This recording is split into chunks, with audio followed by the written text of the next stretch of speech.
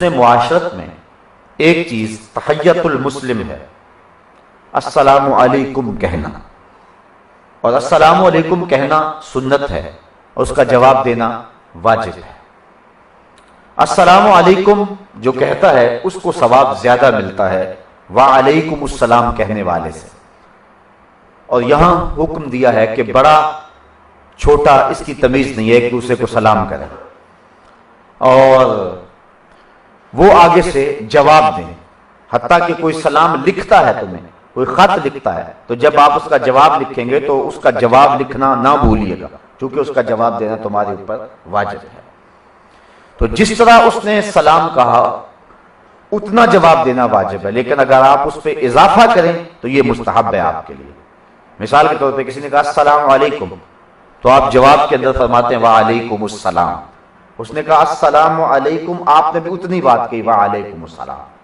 لیکن اگر آپ کہیں وعلیکم السلام ورحمۃ اللہ وبرکاتہ تو پھر یہ زیادہ خوبصورت ہے کہ آپ اس کے سلام پر اضافہ کریں، نیوندرا ڈالیں اس کو۔ وہ کہے کہ تیرے اوپر سلامتیاں ہو تو آپ جواب کے کہیں کہ تیرے اوپر سلامتیاں بھی ہوں، اللہ کی رحمتیں بھی ہوں اور برکتیں بھی ہوں۔ تو اس طرح یہ آداب ہیں سلام کے، اور جو کھڑا ہے وہ بیٹھے ہوئے کو سلام کرے، جو چل رہا ہے وہ کھڑے ہوئے کو سلام کرے، اور جو سواری پر ہے وہ پیدل کو سلام کرے،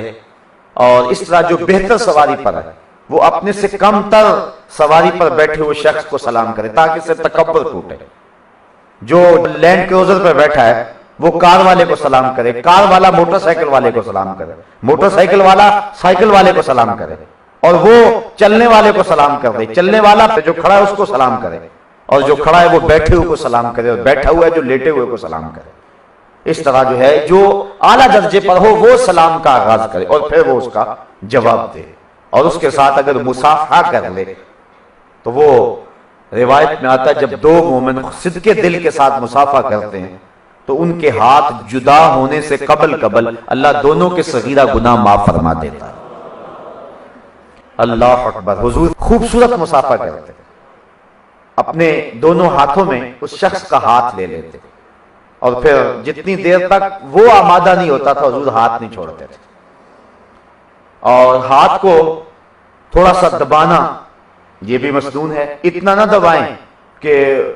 اس کو بیچارے کو تکلیف ہو۔ اس طرح معانقے کا بھی یہی معاملہ ہے کہ معانقہ کریں، کسی سے گلے مل سکتے ہیں،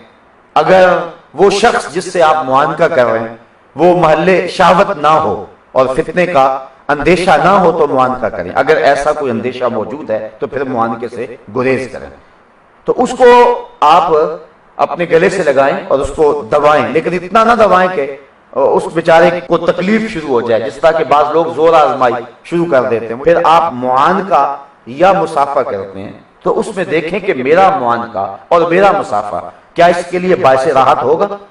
بعض کا ایسا ہوتا ہے کہ گرمی کی شدت ہوتی ہے اور دونوں لوگ پسینے میں شرابور ہوتے ہیں،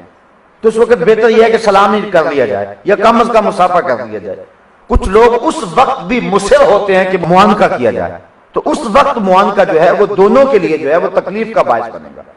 اس لیے جب کسی دوسرے مومن کو تکلیف کے امکان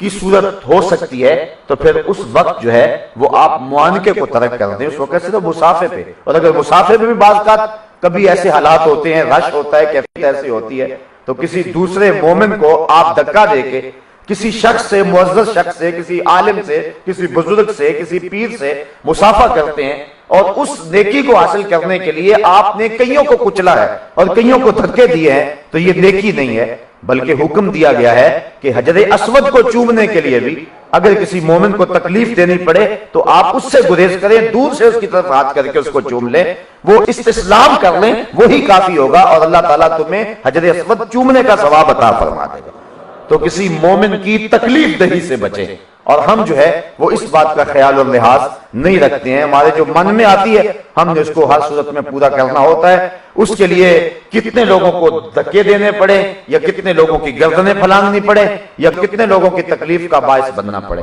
تو اس بات کا ہمیں خیال اور لحاظ رکھنا چاہیے۔ اس طرح جب لوگ زیادہ ہوں تو اس وقت جو ہے وہ ان چیزوں کو خصوصیت کے ساتھ جو ہے وہ نظر میں رکھنا چاہیے۔